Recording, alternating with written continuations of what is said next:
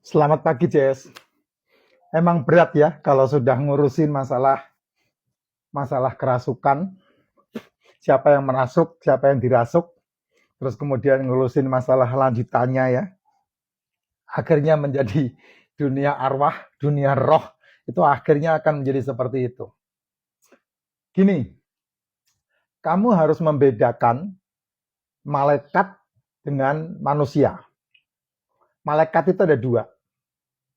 Malaikat yang setia kepada Tuhan, itu adalah malaikat, ya, dia tidak kawin dan tidak dikawinkan, dan dia tidak beranak, itu malaikat.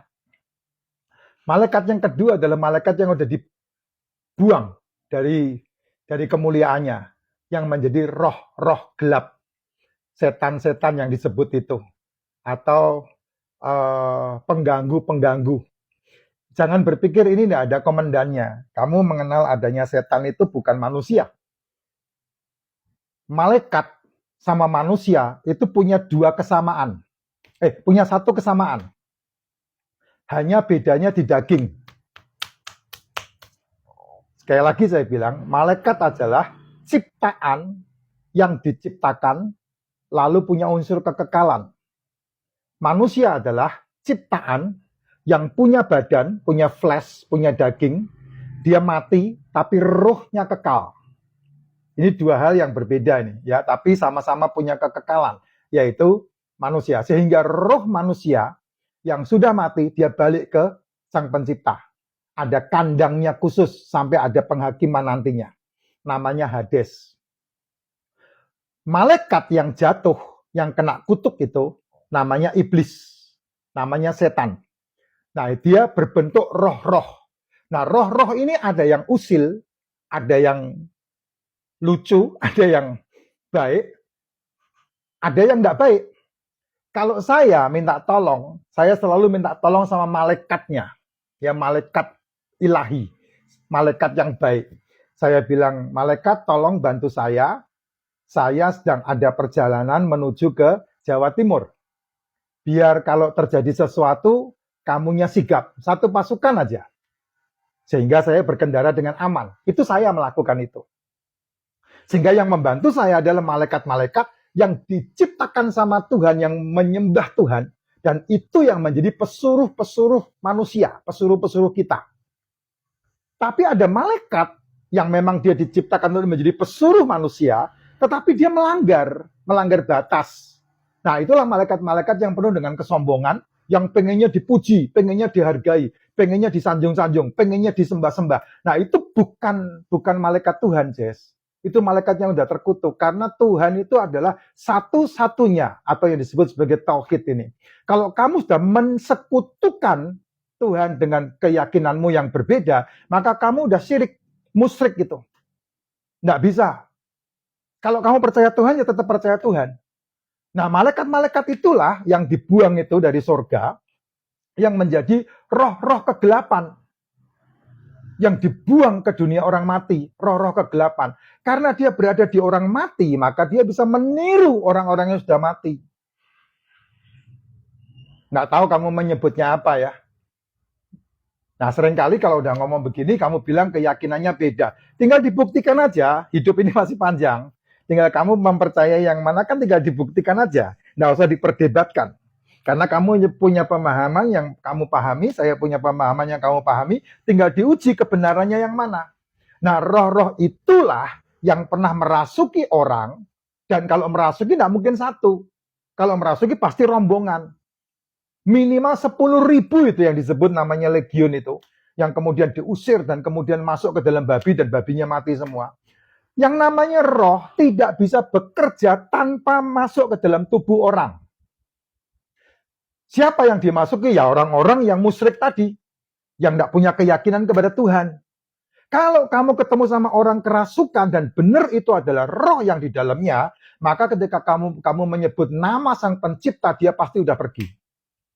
Tapi kalau orang itu kerasukan roh, ya, kerasukan setan, apakah itu namanya? Terus kamu menyebut nama Tuhan yang maha suci, yang maha kuasa, yang maha perkasa, dia ngendon, tidak pergi-pergi, ajak ngomong, ajak ngopi, nanti dia sadar sendiri.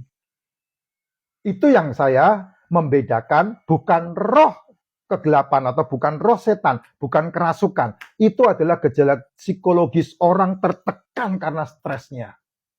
Orang tertekan karena saking senengnya. Itu bisa seperti itu. Nah, kalau kamu belajar ini, kamu belajar tentang hipnotis. Atau yang disebut sebagai hipnotis perkataan atau hipnotis percakapan. Kamu akan tahu. Namanya conversation hypnosis. Kamu akan itu hipnotis dasar itu. Kamu akan lihat itu. Orang bisa dihipnotis lihat Jupe yang udah mati. Orang bisa dihipnotis untuk mendatangkan Napoleon Bonaparte. Kamu akan bilang, oh iya, suaranya mirip sama mereka. Kenapa? Karena itu adalah ideometrik otak yang menerjemahkan. Sama seperti Saul, Raja Israel pertama, yang ketika dukun itu mengundang arwahnya Samuel, dia menyebut, yes, itu Samuel. Jadi hati-hati, kamu disesatkan atau kamu tidak disesatkan. Kalau kamu punya Tuhan, kamu akan setuju dengan omongan saya. Tapi kalau kamu tidak punya Tuhan, ya silahkan. Kamu punya lanturan sesuai dengan apa yang kamu inginkan. Itu kan hak manusiawi, ya, hak asasi manusia. Tidak bisa dibantah. Ya monggo silahkan. Tapi kalau bicara masalah arwahnya orang mati, mohon izin. Arwah orang mati, ketika orang itu mati, sudah kembali ke tempatnya yang disebut sebagai Hades. Yang nanti pada akhir dunia ada penghakiman. Kapan? Ketika Imam Mahdi datang. Nah, ini yang harus dipahami.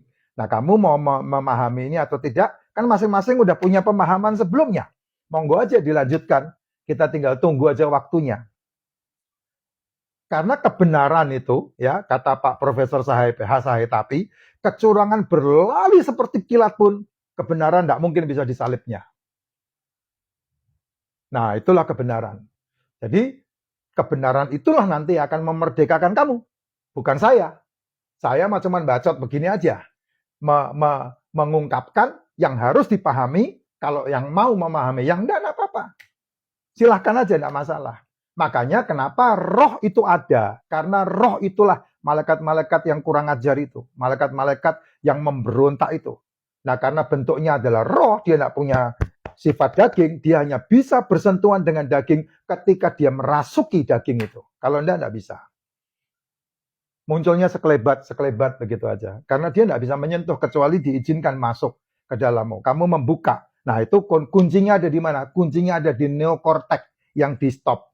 Dijumper langsung ke otak reptilnya. Kan saya udah bilang, otak reptil itu ada 5, ya. 5F. Fight. Ketika kamu bisa menyerang, maka kamu akan menyerang. Fight. Kalau kamu kalah, waduh, ini musuh saya gede, tidak bisa saya menyerang, maka fly, kabur. Minggat. Pergi. Kalau pergi juga tidak bisa, karena udah terkepung, maka pura-pura mati. Freeze. Beku dia, pura-pura mati. Kayak burung, kayak kambing yang mau Idul Adha itu. Banyak yang pura-pura mati itu. Tujuannya apa? Supaya dia tidak diapa-apakan. Karena udah mati, pura-pura mati.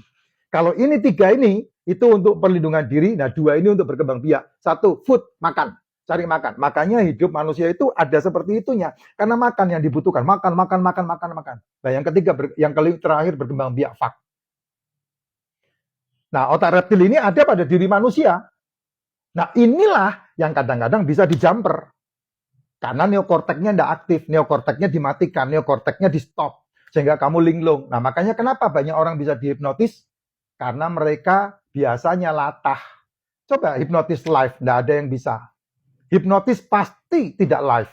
Kalau toh live harus milih yang mana yang orang bisa dihipnotis atau tidak. Itu baru bisa live. Karena tidak semua orang bisa dihipnotis. Nah, itulah hebatnya manusia yang diciptakan sama Tuhan. Kamu memberi kesempatan dirasuk apa tidak? Kalau enggak, kamu enggak bisa dirasuk. Artinya kamu tahu bahwa dirimu milik Sang Ilahi. Ada pencipta yang berkuasa atas tubuhmu. Ya, ini penting banget. Jangan percaya-percaya yang enggak perlu dipercayai, Jess. Itu musyrik. Jadi lebih baik kamu percaya seperti yang komen ini. Saya senang sekali. Ya, dari awal saya berpikir seperti itu. Makanya saya sangat menyukai VT Anda. Di mana tauhid dan iman kita. Iya betul, itu yang harus diyakini. Kalau kamu berdebat soal yang begini-beginian, kamu tidak punya Tuhan kamu. Ya, karena kamu masih percaya yang begitu-begitu. Kamu ini istimewa di hadapan Sang Penciptamu.